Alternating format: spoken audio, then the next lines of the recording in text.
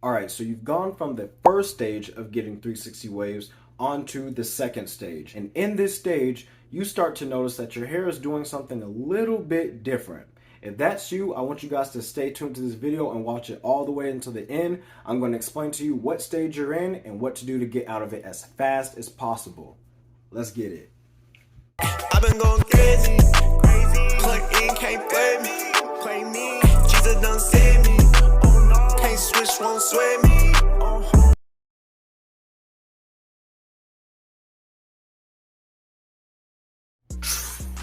What's good, YouTube? It's your boy, the Ninja Waver here, and welcome back to another video.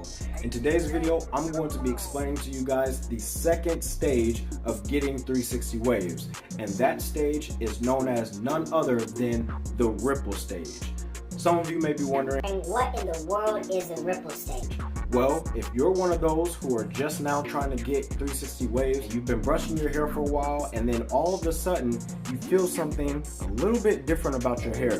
You go and look in the mirror and you see that there's these tiny waves starting to form. That, my friend, is the ripple stage. Simply put, all ripples are undeveloped waves. They are not the same thing as forks.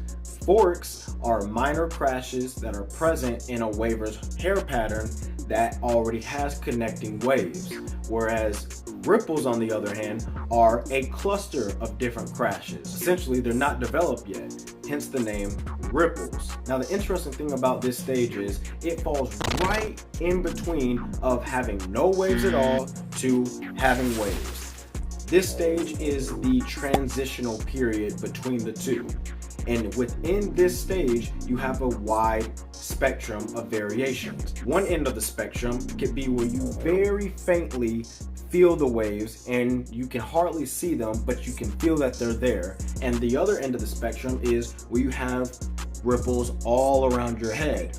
Also, keep in mind that sometimes ripples will form on just one part of your head and another side may form faster. All right, so ripples can come in all different variations. Now, this is a good sign because it shows that whatever you've been doing is working and your waves are starting to develop. On the downside, however, because this stage is a transitional period, to be honest with you, they don't really look all of that appealing. To the average individual who sees somebody with ripples, they may say that those are waves. But to us wavers, we know that ripples aren't truly waves because they're not really connected yet. And because of that, ripples can kind of be unorganized and very unappealing. So that begs the question, okay, how do you get out of the ripple stage as fast as possible? Simply put, you want to keep doing what you've already been doing. You see, you've been brushing at certain angles consistently. That's how the ripples started to form. So you want to continue to do that. And that ultimately will continue to train your hair to form waves. The second aspect to that is you want to keep using pomade. Pomade is essential for teaching your hair to lay down, which can ultimately help you form waves faster when combined with your brush work. And during this process, you do not want to cut your hair. You want to continue to grow your hair out because you're giving your hair time to reach curl length and beyond to continue to lay down to form the waves. So you want to keep brushing, you want to keep applying product, ragging up, and keep your hair growing and doing this day by day. I would say at least wait 4 to 6 weeks before you cut your hair. All right, so that's very important. Now, during this stage, some of you may get discouraged because you may see there are some ripples forming that just don't make sense in regards to how you've been brushing your pattern. I'm here to tell you that it's completely normal. For those of you who may not know, I just got done bouncing back from a scalp after 8 weeks. And around week 4, I started having these weird ripples forming. I even had ripples forming at the top of my head, like vertical, as if I was brushing a 720 pattern. All right, y'all see this right here? Y'all see these two waves that's going straight ahead like vertical? This is a perfect example of your waves just doing whatever they want to do. So you got to be patient and just stick to the process. So sometimes you will experience some ripples that just don't make any sense, but you have to stay consistent and eventually they will start forming waves. Another question you guys may be wondering is how long will it take for me to get out of the ripple stage? stage? Here's my answer.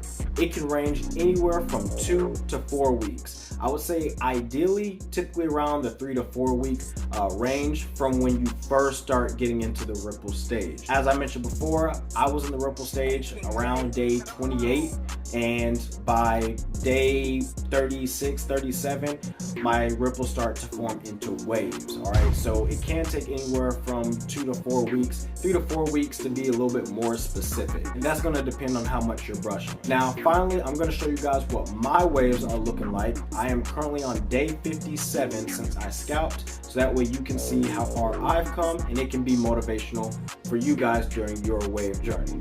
Let's get it.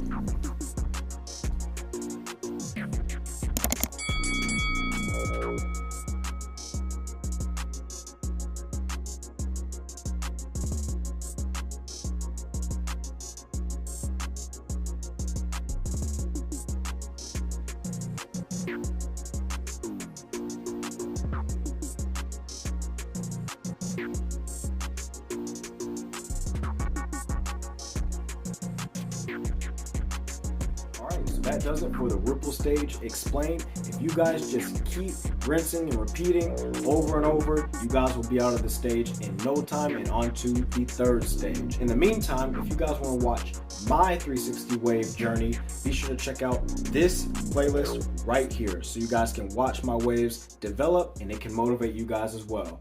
Let's get spinning together. Y'all be safe. Salute to my wave troops. I'm out.